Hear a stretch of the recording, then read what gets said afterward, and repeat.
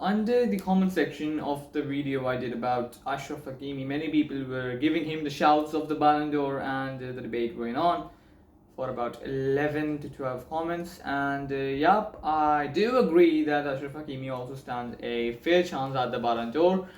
But you know, the man who deserves it even more, if you have watched him from the eye, it is none other than Nuno Mendes, his partner on the left flank. Nuno Mendes has been, a kind of an underrated star fullback of PSG and was crucial defensively towards PSG's success.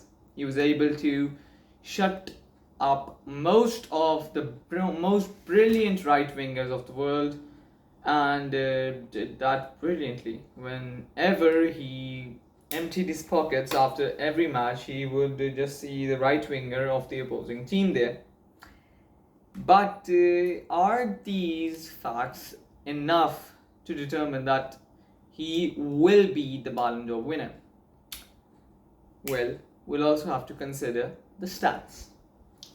6 goals and 10 assists in 63 matches as a fullback are very, very nice, considering these are the people who are the most decredited, if that's the word, because they are not given most of the credit of the work they do. I think that the fullback position is very crucial to any team scoring goals.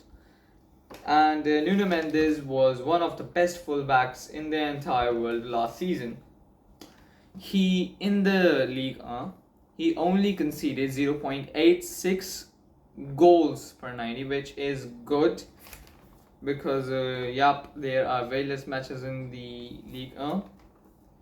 He kept 5 clean sheets in 24 matches, again, decent, with a clean sheet percentage of 21%.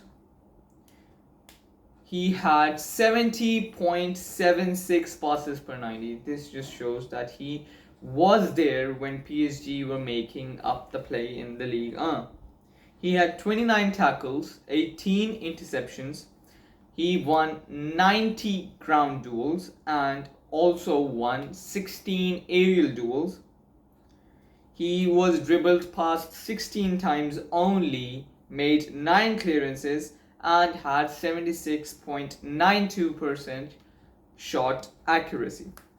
Out of his attempted 1,247 passes, he was able to convert 1,099 of them successfully, with a pass completion rate of 88.13%, which is a lot, because considering that he is a fullback whose most of the passes or most of the decisive passes have to be the crosses.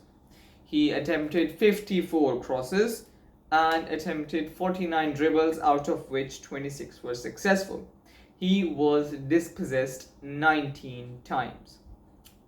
Well, if a person has watched the matches in which Nuno Mendes has been brilliant, he would know that this man is a defensive fullback, an offensive fullback, and a complete fullback. Because no matter what the occasion is, he always, or almost always, tends to get the job done. And talking about his success, well, with PSG, there is a lot to talk about. Firstly, they won the Ligue 1, the Trophée des Champions, the French Super Cup, the French Cup, and its name was I don't remember what its name was. Coupe de France, yes, Coupe de France, the Champions League, the UEFA Super Cup, and on the international level, Nuno Mendes was able to lead Portugal to their second UEFA Nations League title. Well, more for Ronaldo, I guess. He's not the topic of the video. Nevertheless, 6 freaking trophies, and bear in mind that the FIFA Intercontinental Cup final is yet to come in December, I think. So that would be 7 trophies for Nuno Mendes.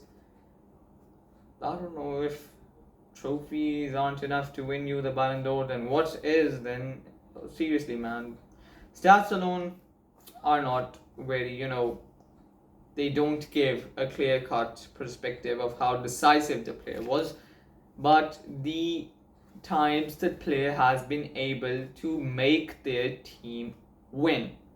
Well, on this occasion, I'm going to be discussing his key performances throughout the season that I think truly highlighted what kind of performances he had throughout the season.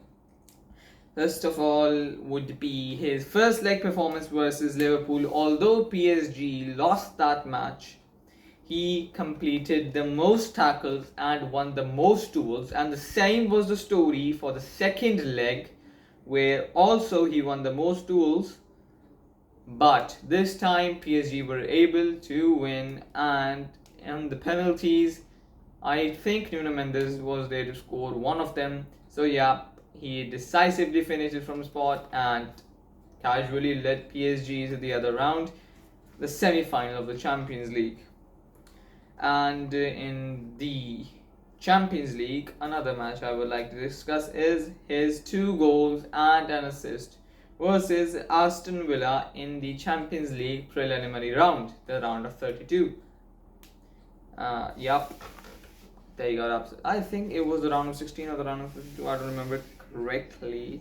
Well, another key performance would be the UEFA Champions League final, because of course every single PSG player had to play their part in that, and in Nuno Mendes' case, he created the most chances, 4 in the entire match, and that's pretty much the reason why PSG was so decisive, because Nuno Mendes was back there pocketing every single Inter attacker. And the most important of all, the match that successfully made Nuno Mendes get to the headlines of the Ballon Do'r nominees, and it would be the UEFA Nations League final. Man, that was some match, I would say. A goal in regular time, and it was a very crucial goal because that was the goal that brought them back into the game, and then Spain again come back, then again Portugal, then the game went to penalties, and Nuno Mendes' penalty, man, that was some penalty. Buried it on the top corner, man. Damn, that was some penalty.